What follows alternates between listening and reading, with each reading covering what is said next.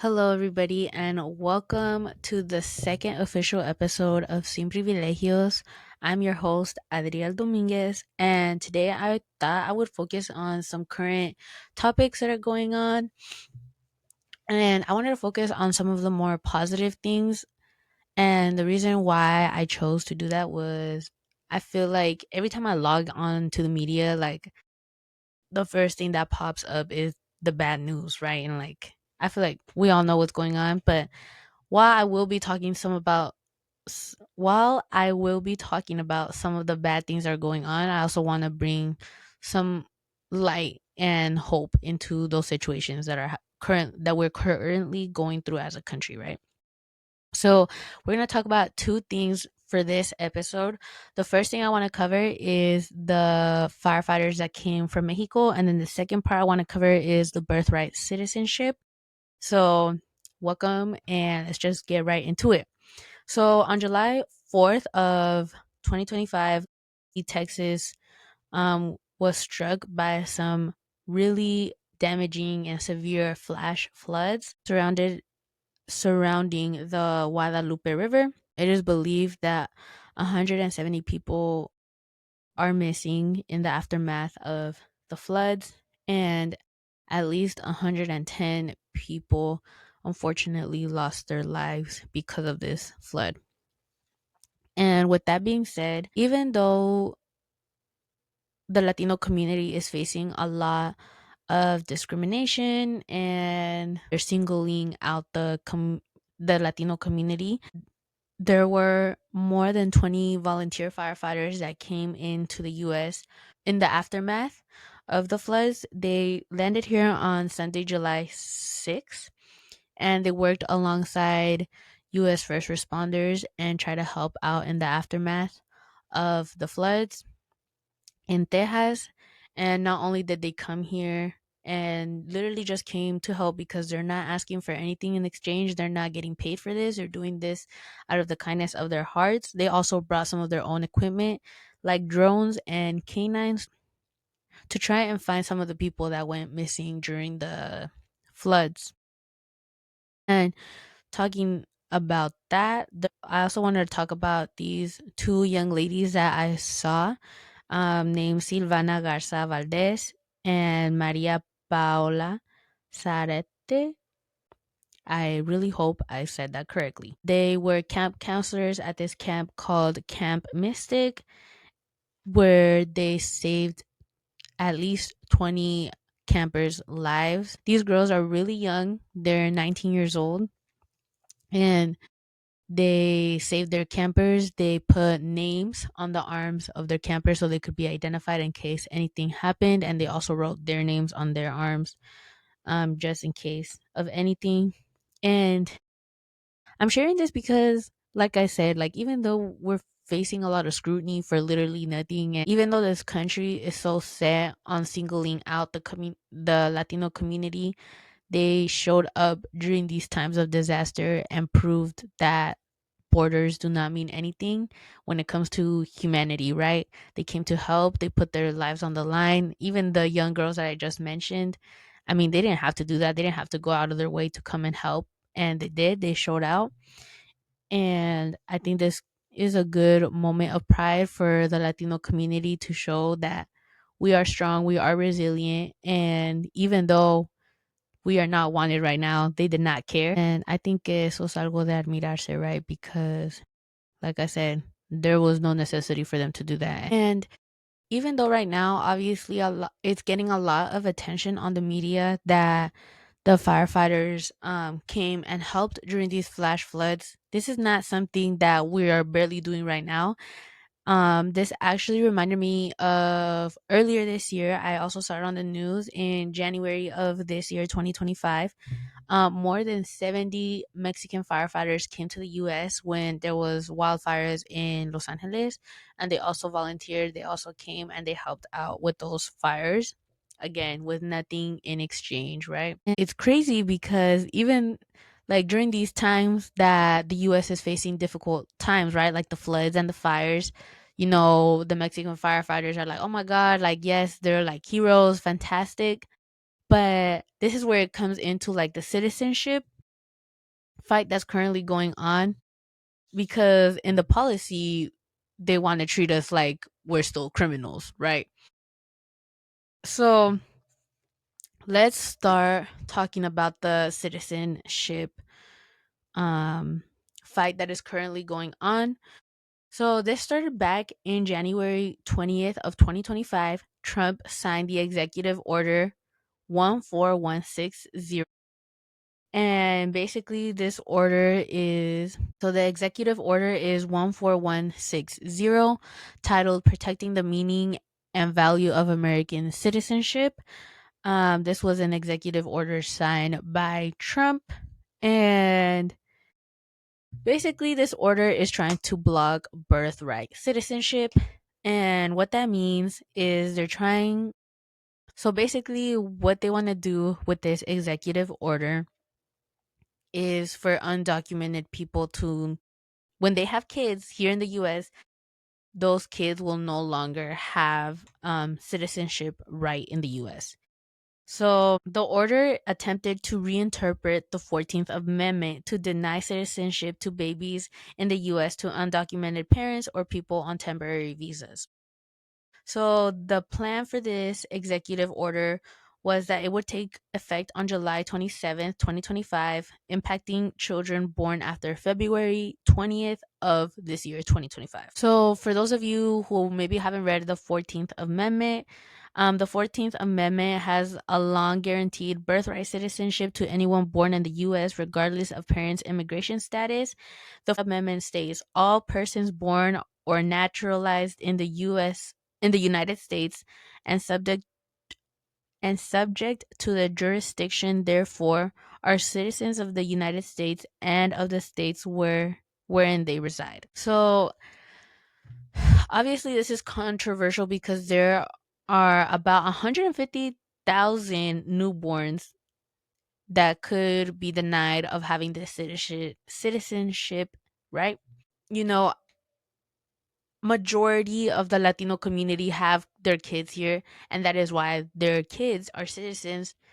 And I don't understand what the push of this is. Like, I don't understand why it bothers you so much for these babies to have a US citizenship. It's literally in the Constitution, and it's literally this is in the 14th Amendment, and he's trying to take that away too.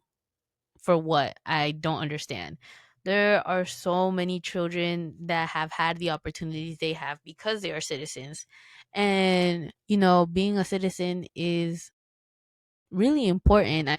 That's how we get the jobs. That's how you get social security benefits. That's like being a citizen is such a big deal. Okay, so after the executive order went into effect, or he's trying to currently put it into effect, right? Multiple judges blocked this order earlier this year. So on July 10th, literally the day I'm filming this, um, a federal judge, his name is Joseph. He is in New Hampshire, issued a nationwide preliminary okay. He issued a preliminary injunction. Now, I'm going to try to break this down as best as possible. I'm not a lawyer by any means. This is literally just research that I've done. Please go do your own research. I did use reliable sources, so I tried to make sure that my information is the most accurate and most up to date possible. With that being said, what is a preliminary injunction? It technically is a temporary court order that pauses a law, rule, or government action while a court reviews whether it's legal or constitutional. So, like I said earlier, it is in the 14th Amendment that birthright citizenship belongs to anybody born on US soil, regardless of parents' immigration status. So, the preliminary injunction puts a stop on the policy from being enforced to prevent any harm, right? Because if this were to go through, it would affect uh, thousands of newborns that are born in the US. So, since it was a nationwide preliminary injunction, it means that it's that this is applicable to all of the United States. Even though this case is filed in New Hampshire, because it's a nationwide preliminary injunction, it protects everyone in the country that are affected by this law or order that is trying to take place.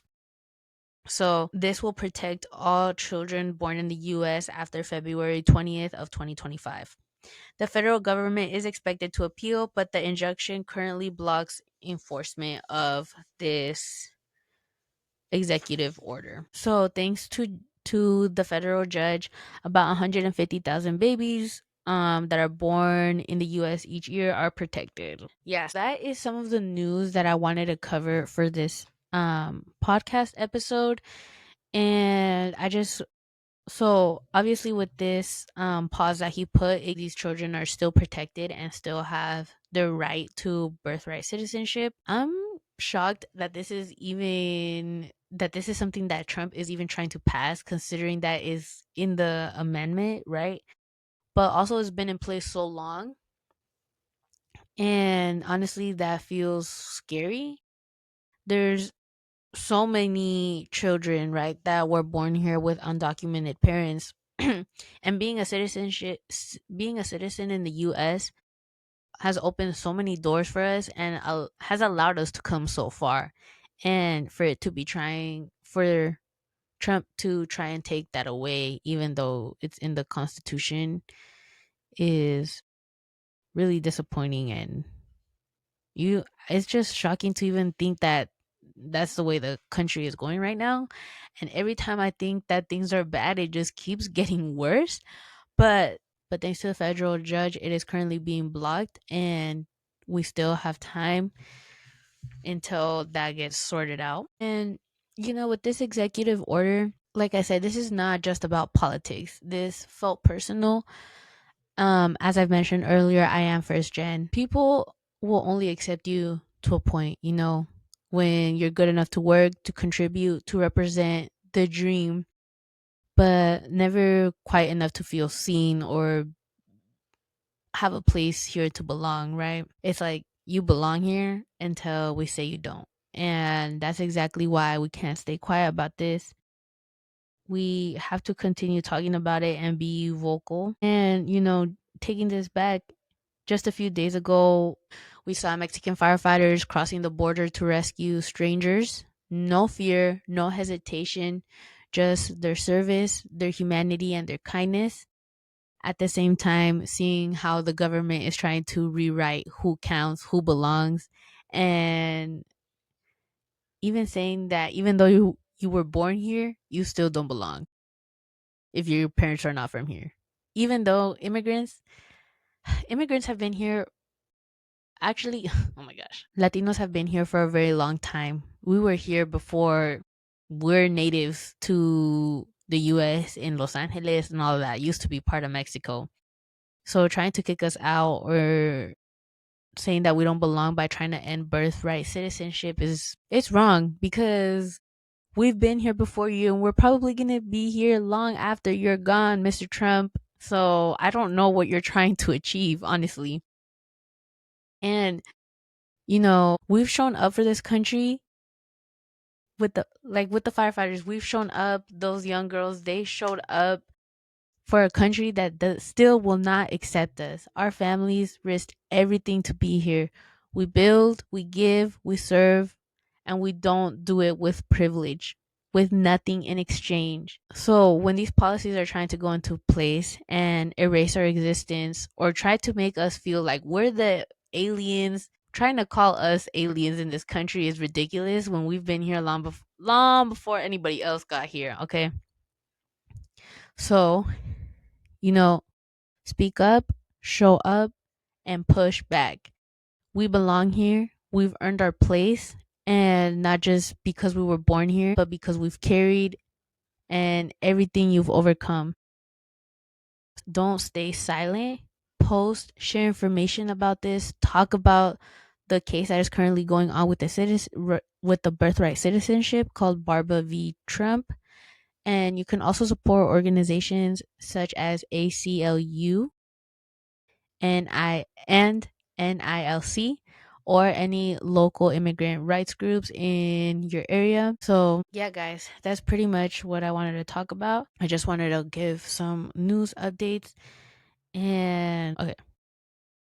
So, thank you guys so much for listening. I will see you in the next episode. Bye.